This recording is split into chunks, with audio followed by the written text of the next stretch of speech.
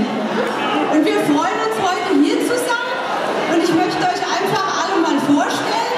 Und der Weiberfaschinist fange ich mit unseren beiden Hofdamen an, die bezaubernden Hofdamen Kerstin Büttner und Rina Stark.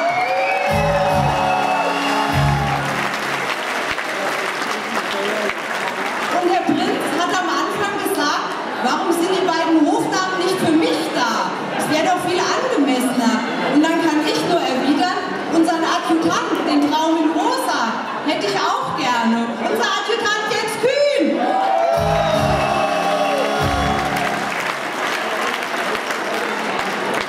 Und dann ein ganz wichtiger Mann in unserem Hofstaat.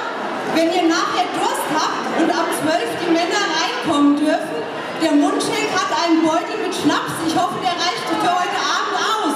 Unser Mundschenk Oliver Hartmann.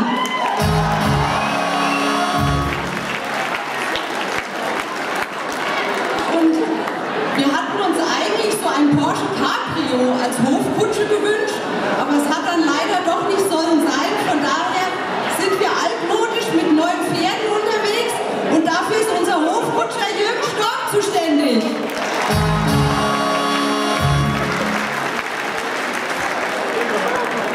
Und das macht mir jetzt besonders viel Spaß, jemanden vorzustellen, der sonst immer ganz viel zu sagen hat und heute eigentlich nur still sein muss, der alles organisiert, uns wunderbar betreut, unser Hofmarschall Timo Mertens.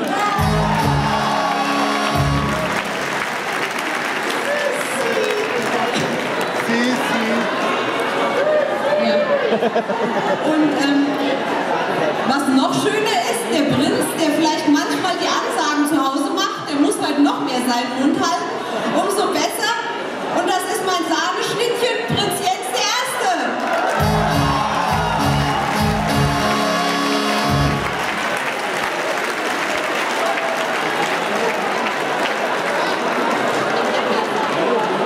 Und da die Männer ein Ü-Ei heute vorhaben, würde ich sagen, die dürfen sich jetzt umziehen, weil das geht nicht mehr ganz so schnell in dem Alter.